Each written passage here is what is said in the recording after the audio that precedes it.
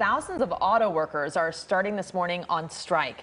The labor contract between the United Auto Workers Union and the nation's three big car makers expired just before midnight. Without new agreements, a targeted strike at the three plants began immediately. CBS News senior transportation correspondent Chris Van Cleve is in Wayne, Michigan at the Ford plant. Chris, good morning to you. This is pretty historic, the first time all three automakers have seen a simultaneous strike.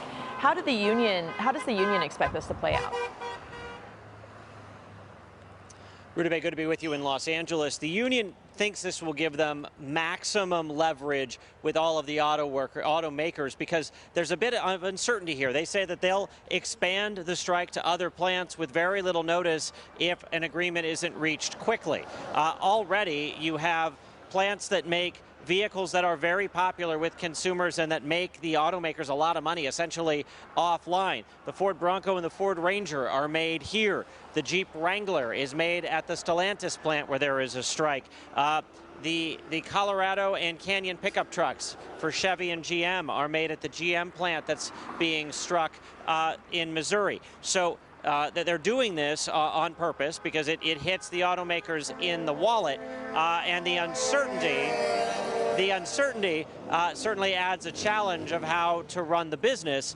Economists say this could be a bit of a dangerous strategy, though, because, sure, this plant isn't building two vehicles, but other things are done at this plant that could potentially impact the ability to make other cars further down the supply chain, and that could force other workers essentially onto strike by default if they can't build cars at those plants as well. And that's when this strike really starts to ripple through the economy and hit suppliers hard, hit surrounding businesses hard. So there's a lot of leverage with sort of the chaos theory of striking here.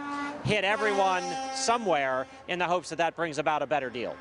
So what are the sticking points here when we talk about the substance of where negotiations stalled and when and how they could resume? And I should explain, the honking you're hearing is because of the picket line that's right here across the street. Okay. They're not just honking because they're big fans of KCAL. They're We're a little worried about you because it looks like you're about to get hit by a car. Senators. We've got some room. We're safe. Both senators from the state of Michigan have been out here supporting the workers today. The difference really here is that you have the auto workers asking for about up to a 40% pay raise. They want to see a 4-day work week. They want to see pensions back, and they want to see a bunch of the concessions that they made to the automakers be rolled back during the concessions that date back to the Great Recession. Automakers are on board with rolling back some of those concessions. They say the 4-day work week and the pension is a deal breaker. And then they're trying to get to a spot on the increase. Automakers are offering about a 20% raise.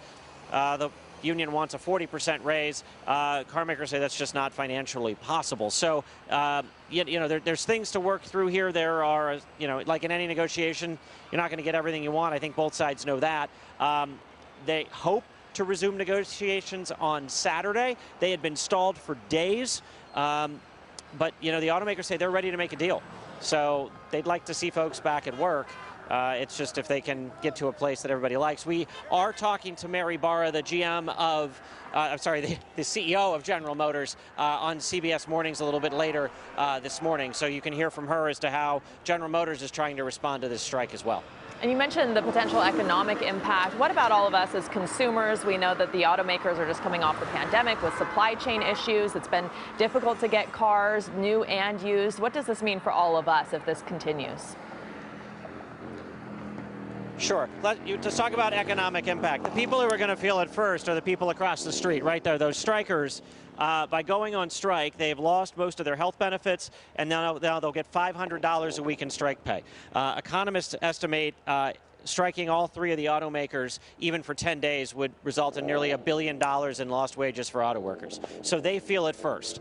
Then you have, of course, the automakers that can't make the cars. You have surrounding businesses and suppliers that, people aren't going to work. They're probably not stopping for a bite to eat at the restaurant down the street. Suppliers, we were in a warehouse full of wheels. If you're not making cars, you don't need to buy those wheels.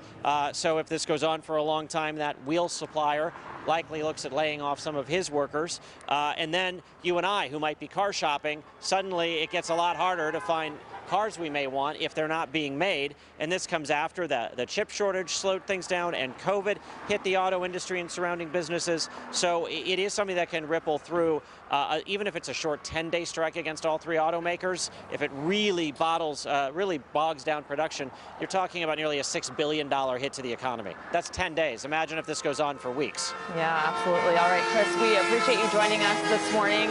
Cars honk behind you from Michigan. Thank you.